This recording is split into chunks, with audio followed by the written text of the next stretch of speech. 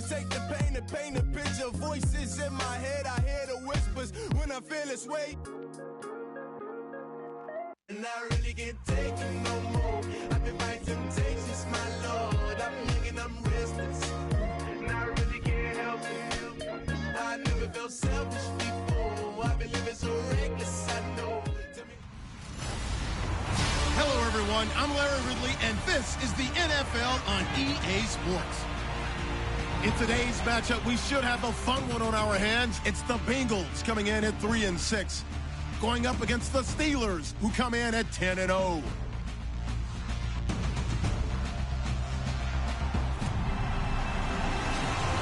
From the banks of the Ohio River, there's a look at Paul Brown Stadium here in Cincinnati, Ohio. The scene a few moments ago, here it is. It's unlike any other in sport as both teams made their way out of the tunnel. These folks are fired up as their guys are ready to do battle between the Pittsburgh Steelers and the Cincinnati Bengals.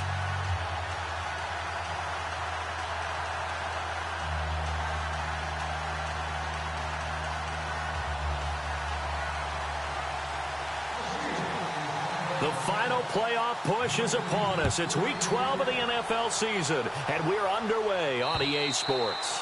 And this will not be returnable. It's out of the back of the end zone for a touchback. Here come the Bengals now to take over. They'll be led out by the former Texas Christian University Horned Frog, Andy Dalton. And I thought it was a really nice performance last week by him. 3 touchdown passes. I think that signifies exactly what he was getting done. He did have the 1 interception. But that's the ratio you say you're okay with, right? If you go 3-1, you're going to be pretty happy over the course of the season. And let's face it, he'll never blame the receiver publicly. But behind closed doors, he probably told his agent, hey, what's the deal? I should have had a perfect game. And he's got the hook up to Brandon LaFell. And they're able to get this one across the 35. 12 yards that time, and a Cincinnati first down. That was a nicely run slant route, and what the receiver's trying to do is make the defender think he's going upfield for a deeper route and then breaks it off, usually after about 3 to 4 steps, and cuts towards the middle of the field. And now what he's trying to do is use his body to keep the defender away from the football and give the quarterback a really nice target. The numbers for Mixon last week: 24 carries, 87 yards. And he's hoping to have the same type of game, but he's going up against the #1 defense in the league, and they're very good at fitting the run. So now you've got to think offensive strategy, maybe a little more play action, and try and find some people up and downfield. Only a yard on the pickup there, and it'll bring up a 3rd down.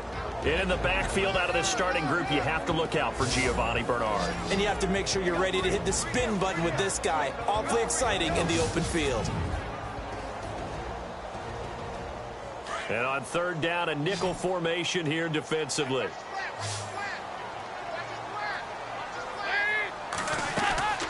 They'll run here with Mixon. And not going to be able to push this forward. He runs into a wall right at the line of scrimmage. No gain on the play there. A nice job defensively. And it likely forces a punt situation on 4th. So on 4th down, on is the punter, Pat O'Donnell, to kick it away. Back deep for the Steelers, Antonio Brown. They only punted twice in the win last week as he gets this one away. That's fielded at the 8-yard line. A great return there of 22 yards. And the Steelers will go on offense here, 1st and 10. So the Steelers offense getting set for their first drive. And leading them, Charles, their quarterback, their field general.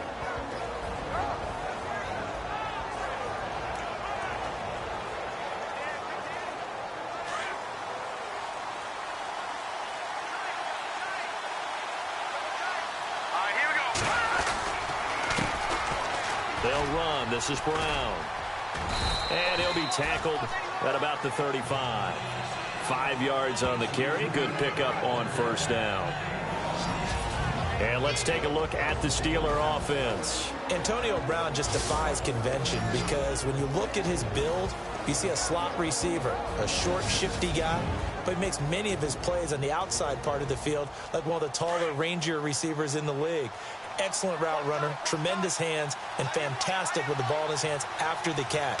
Antonio Brown's one of the best ones out there. They'll run it here with Brown. He'll get about 4 as he's past the 35 to the 38-yard line. And while we have a moment, let's meet the starters defensively for the Cincinnati Bengals. And they wanted to update and beef up their secondary, and they did that with their first-round selection. William Jackson III out of Houston has speed, good eyes in the secondary, and is aggressive on the corner.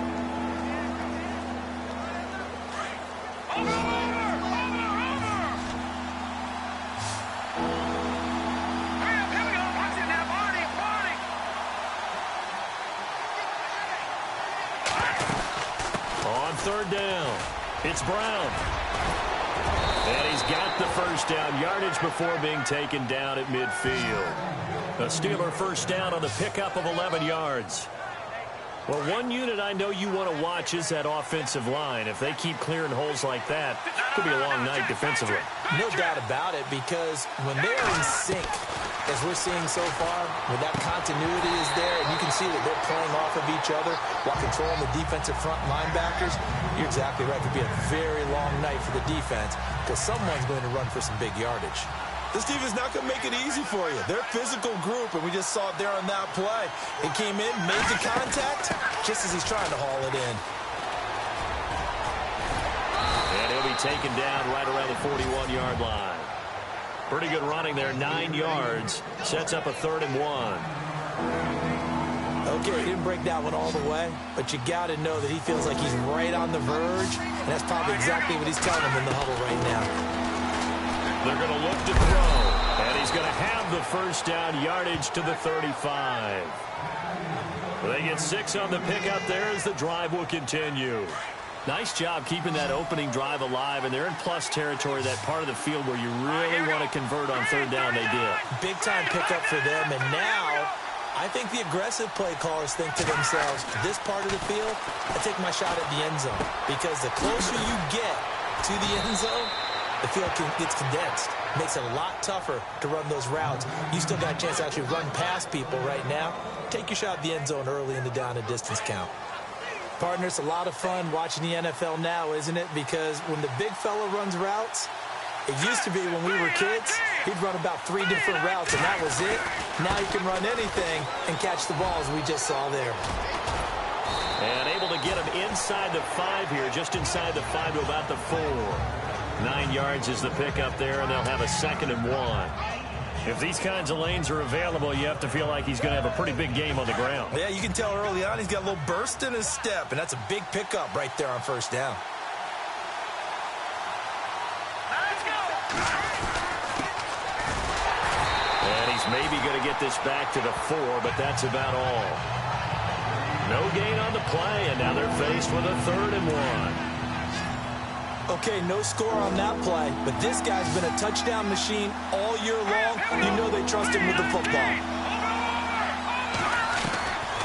He'll drop to throw. And he's in for 6 and a Steeler touchdown. It's their quarterback, his first touchdown on the year. And the Steelers have taken a first-quarter lead. One of the keys to their long winning streak has been scoring first. An ideal drive right there, getting the first 6 points of the ball game. Do you go back to our meeting with the offensive coordinator? Remember what he told us? Absolutely. With some teams, I script to probe in the early part of the game. Other teams, I script to attack. They've been in attack mode for these ball games and continue that in this one. Boswell on now to kick this one away. And they will not get a chance to return this one as it's through the end zone for a touchback.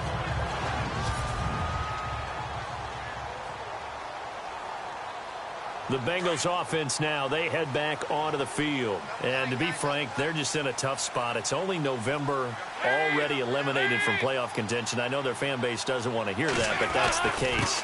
What are they fighting for now going forward? You know exactly what they're fighting for. Is that word that some people don't want to hear, but it's pride. Draft? Oh, okay. I was going to go draft, but pride's better, right? Well, you know something? You're right, because that's part of it, but that's 2 different mindsets. That's front office mindset, draft position, where are we going to be and what do we need to get? And then the players and the coaching staff right now, pride. Can they win some games and feel better about themselves despite the fact they have no shot at the playoffs? And on the outside, they're playing press coverage. Dalton throwing on second down. And the grab by Croft. And he's able to get out to the 32, brought down there.